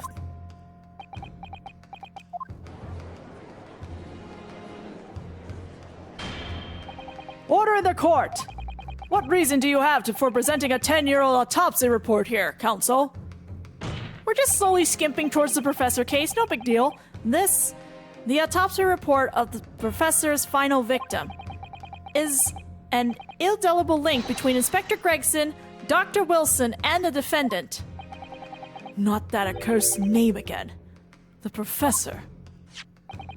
I've personally researched all the court records relating to that case. I know that at the time, autopsy was considered sacrilege to the victim's soul. And for a member of the aristocracy like Lord Clint Van Zeeks, it was unthinkable. But someone implored the powers that be to allow the autopsy to go ahead, Inspector Gregson. He declared that he was certain he would obtain conclusive proof from the procedure. And it was Dr. Wilson who conducted the autopsy. His signature is clearly visible on the document. As promised by Gregson, the autopsy did indeed produce evidence. Evidence that conclusively proved Genshin Asogi was guilty of the murders. Murders or just murder? In my brother's dying moments, he mustered all his remaining strength to leave that vital clue behind. Calm down, Asogi! Indeed, that was the key to indicting the professor for his crimes and the conclusive evidence that convicted him. It enabled Lord Van Zeeks here to avenge his brother's senseless death, with a marvelous victory in court. A marvelous victory, was it? I wonder if that's really true. What? Could the same be said if it turned out that the key piece of evidence in question was in fact fabricated? If the inspector, the coroner, and the prosecutor all colluded together to cast an innocent Japanese man as a mass murderer and send him to his death? That's outrageous! And now, 10 years later, for some reason the secret has been threatened and needs protecting, which is why the inspector and the coroner had to be silenced, isn't it? By someone in power in Japan and in Britain, using the two killers recruited for the assassin exchange. Rubble, rubble, rubble, rubble, rubble. Order! Order at once! 10 years ago, my father was convicted in this very courtroom as a mass murderer, to be sentenced to death. But it was all a sham, and I swore to myself that I'd prove it, which is why I had to come to Britain, whatever the cost. Oh, what a lovely story. I commend you. You'll have to forgive me if I feel compelled to toast this vengeful Nipponese tenacity of purpose here. However, he who fails to quash his emotions in the courtroom has failed as a lawyer. Come on, Kazuma. You know this won't wash. You're claiming your father was misrepresented in a trial that took place a whole decade ago. You must see that without evidence, that's nothing more than a wild accusation. As it happens, I have evidence. What? Okay, all right. You got me? As the court has heard, I crossed the channel to France with Gregson on the 31st. I went... Oh no, I know what he's gonna use. It's not... Kazuma, this isn't gonna work. This is not evidence. This will not fly as evidence. I went with him on this pretext of being the assassin recruited to kill Seshiro Jigoku. But my true intentions were to make the inspector tell me the truth. What truth? The truth about the evidence, and he acknowledged what I already deduced. There's a closely guarded secret about what went on in that autopsy 10 years ago. What? A secret? I know nothing of any secret. While we waited for my supposed mark in Jigoku's cabin, I drew my clan's illustrious sword Karama before the inspector's eyes. He very quickly understood what my true motive was. Right, I see. You're that Asogi's young lad, aren't you? And what? You're gonna cut me down with that thing, is that it? That will very much depend on the answers you give to my questions. I want to know what really happened 10 years ago. The truth, that's all. Before we get into it, let me make one thing clear. I still believe your father was the professor. There's no doubt in my mind. But unfortunately back then, we didn't have the evidence we needed to make the crime stick. So, you admit it then? The evidence used in my father's trial was fabricated. It was for the good of the country. Anyway, I was just following orders. Orders? What exactly did you do? Speak. I'm not saying another word. Even if your life depends on it? That's right. Even then. Who?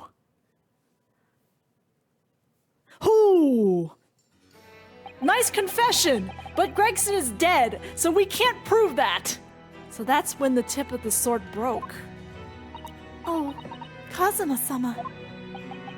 If the results of Clint Van Zeek's autopsy were fabricated, then the investigating officer Gregson and the lead coroner Wilson must have known about it. And they can only have been ordered to pervert the course of justice in that way by one man. The man leading the case for the prosecution, Baroque Van Zeeks. In other words, the defendant did have a cause to organize this exchange of assassins. Exactly. And as was established earlier, it has to have been the Reaper himself who liaised with Jikoku in Japan to arrange the exchange. So it follows that the Reaper's true identity can only be that of the man who stands accused in this courtroom today, Baroque Van Zeeks.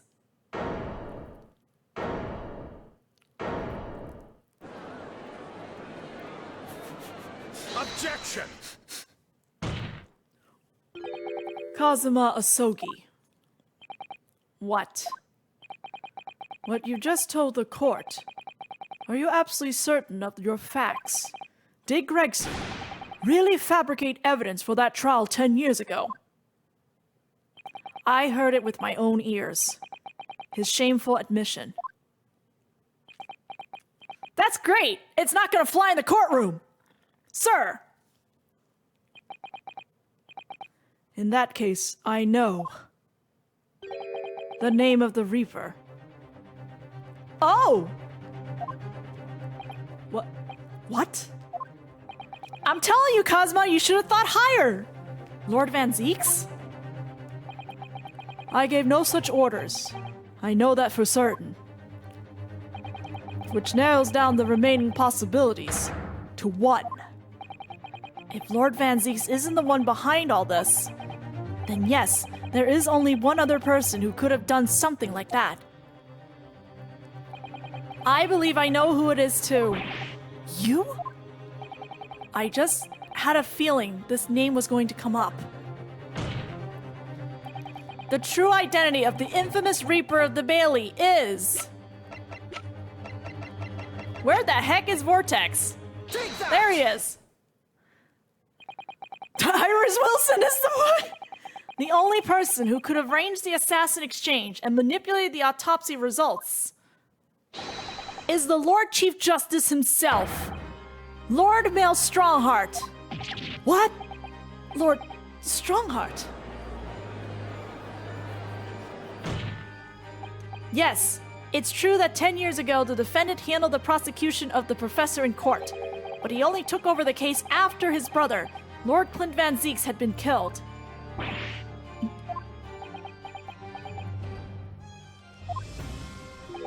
I can only assume that this is the most inappropriate joke in British judicial history. Well, Lord Van Zeeks? 10 years ago, I was very new to my profession, but I had a burning desire to avenge my brother's death, so I pleaded for control of the case.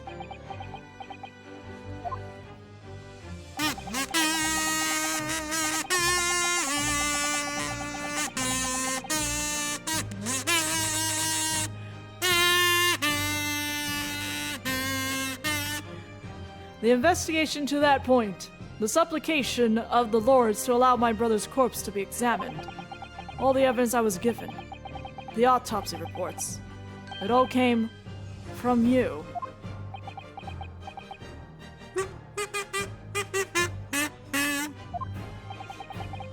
I've spent my life since then believing I was in your debt for the way you stood aside and let me handle that trial. But I see now. I was very much mistaken. It was a hugely influential force that caused the inspector and the coroner to break the law 10 years ago. And that same force was still felt a decade later, on the other side of the world, by Seshiro Jigoku. Lord Strongheart, everything falls into place when we recognize that you are the Reaper of the Bailey. Funny joke, Naruhodo, please stop. No, he's not stopping. I'm not stopping! Leg!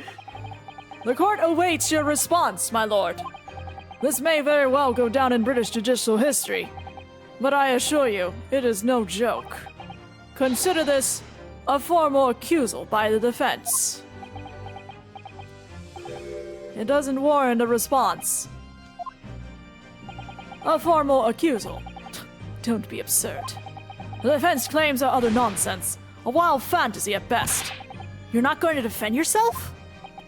You claim there was some wrongdoing with Lord Clint Van Zeek's autopsy. That's utterly untrue. Objection! Sir! But I heard it from Gregson's own lips. He admitted to it. He's not here. You can't put it in. And where is your evidence? What?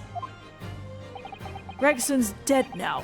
Unless you were thinking of summoning a ghost to the stand. Unfortunately, spirit channeling is not a thing. You mean to say... I forget how the system works in your little backwater country. But in the courts of British Empire, without evidence there is no case. I have no intention of entertaining some wild fantasy that can't possibly be substantiated by anyone or anything. Ugh. I mean, I'm sorry, Strongheart gets a point there, he's right! Order! Order in the court! Following Inspector Gregson's murder and the light of Dr. Wilson's death as well, there's really no one left who could testify about the events of 10 years ago, is there? Yes, there is! There's several! So that was the real purpose of the assassin exchange. This court has no business raking over the coals of a case that was concluded a decade ago. The accusal brought by the prosecution and the defense is categorically declined or denied. I take it there are no objections. There's a million objections, sir! Kazuma, he's more or less waited his whole life for this moment. Is there really nothing else we can do now? Is there no other avenue we can go down in pursuit of the truth about what happened all those years ago? If only there was someone who could testify about Clint Van Zeek's autopsy. We got someone! He's gone to extraordinary lengths to cover his tracks, even so far as dispatching an assassin all the way to Japan to ensure Dr. Wilson's silence. And Dr. Sif won't say anything against Strongheart. But there's still one ray of hope. Objection! Bring all the Japanese into the courtroom! We'll take down the British! Actually, there is one person. One person who could still testify about that autopsy. Don't be ridiculous. There's no one left.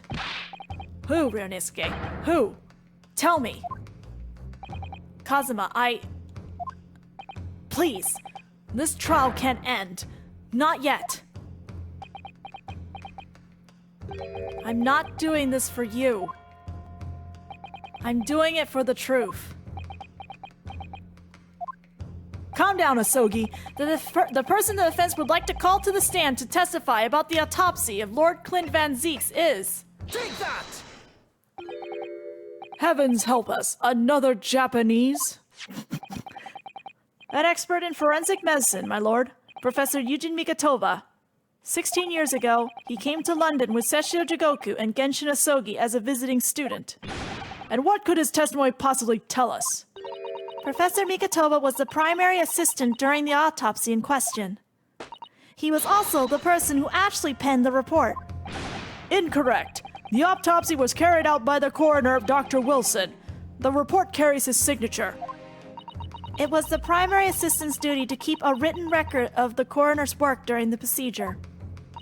In actual fact, the coroner merely read over the report at the end and signed it. In other words, Professor Mikatova witnessed the entire autopsy from start to finish. The defense demands that Professor Mikatoba be summoned as a witness as a matter of urgency. Whatever really happened in that autopsy laboratory 10 years ago is something only he can tell us. The defense's demand is denied. Why? What? But Professor Mikatoba is in London at this very moment. We could summon him to the stand in minutes. He's probably in the gallery. No, of course he's not going to agree to it. Strongheart has no intention of summoning anyone who knows. He's too concerned about protecting himself. Prosecutor Asogi, let me refresh your memory, as you seem to have forgotten the prosecution's stance.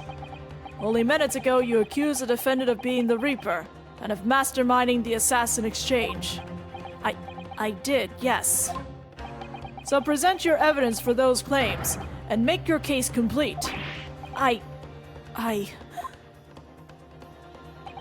this time, I don't have the requisite evidence, but that's exactly why we need witness testimony.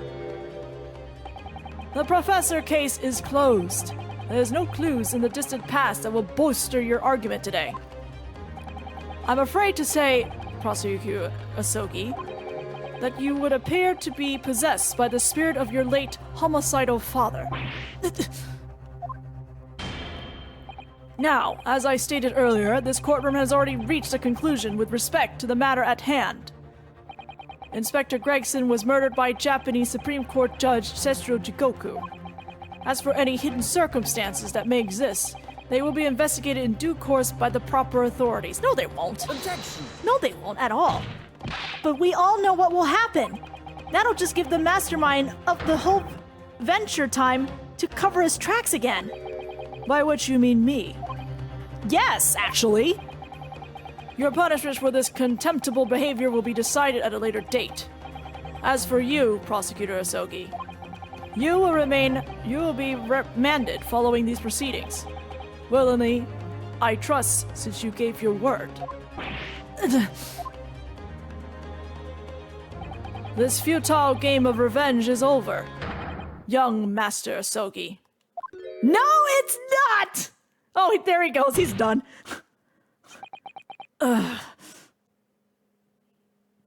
Oh, honey. Ah! Honey, no. Honey, no. Upsetty Spaghetti Asogi is very upsetty. That's a very upsetting thing to see. That will be all. I hereby declare... Hold it. Hold it. I think this is... Mr. Sholmes. Mr. Sholmes! This is no place for amateur detection, Mr. Sholmes. May I remind you that these proceedings are closed to the general public. You will leave the courtroom at once. Objection! Shut up! Mr. Sholmes was instrumental in the apprehension of Setsuro Jigoku before he fled from Europe. The court should hear what he has to say. You can't stop that. Lord Mill Strongheart, it's imperative that you refrain from bringing this trial to an end at this stage. Is it really? And why would that be? You need only recall your own words from the opening of the trial to answer that question, if I may. We will stop at nothing to uncover the whole truth behind these disturbing findings. Surely it can't be that the shock of being accused of being the Reaper yourself has erased that from your memory, can it? The whole truth, sir, has already been uncovered. It would seem that we have a great many important members of the judiciary present here today. I put it to you, my dear fellows, should the trial end at this juncture? After all, why have you been invited to attend? To nod along to the prevarications of your superiors?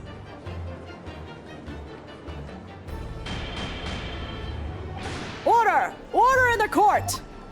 It seems to me that we stand before a door that leads to a new era of legal practices. A door that is ajar. Let us emerge from the shadows of the Reaper's decade-long ascendancy. For you and you alone, my dear fellows, have the power to push this door open now.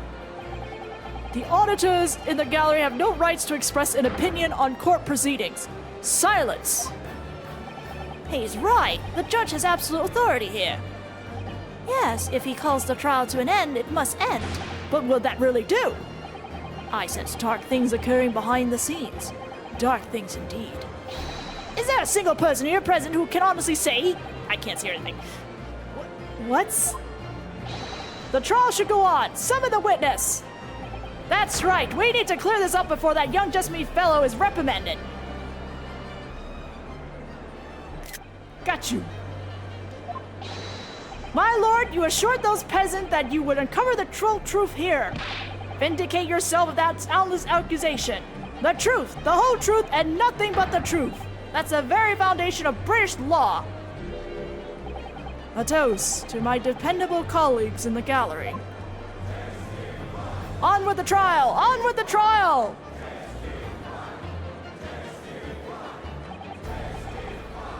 Well, my lord, you hear the voice of British justice, I take it. I think you'll find it'll be rather awkward to silence. Bitch!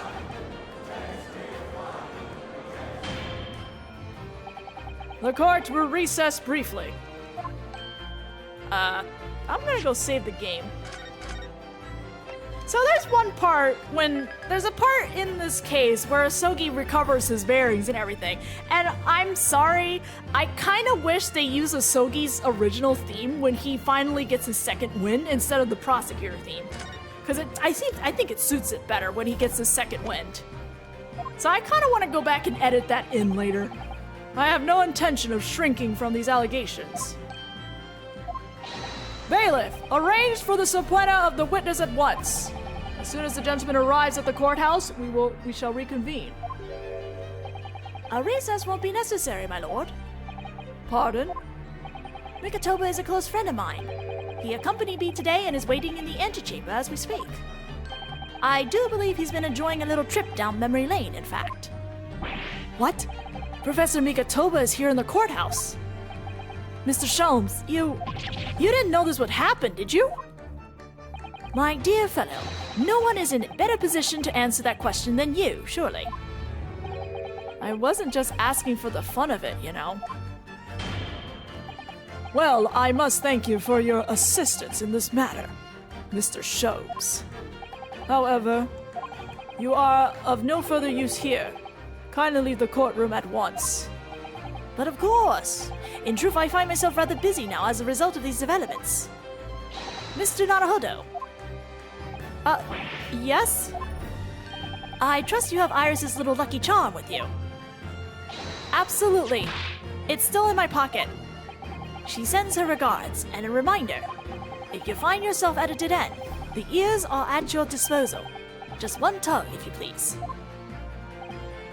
Oh, of course. You know, it's going really fast, the panning, but I could just see Baroque is just in distraught with frickin' Sholmes right now. In that case, the trial will continue without delay. Bailiff, show the witnesses to the stand. Or witness, excuse me. So it's Lord Strongheart. He's the Reaper of the Bailey. Where exactly is this trial going to take me, I wonder? Just how deep am I about to be plunged into the blackness of the abyss? Well, I'm ready. I'm ready to head into the heart of this maelstrom and confront whatever horrors it tries to drown me under. He said maelstrom. Good boy. God, good script. That was a very good script. To be continued. All right, I'm gonna take my 30-minute break then. We'll be back at 9:30.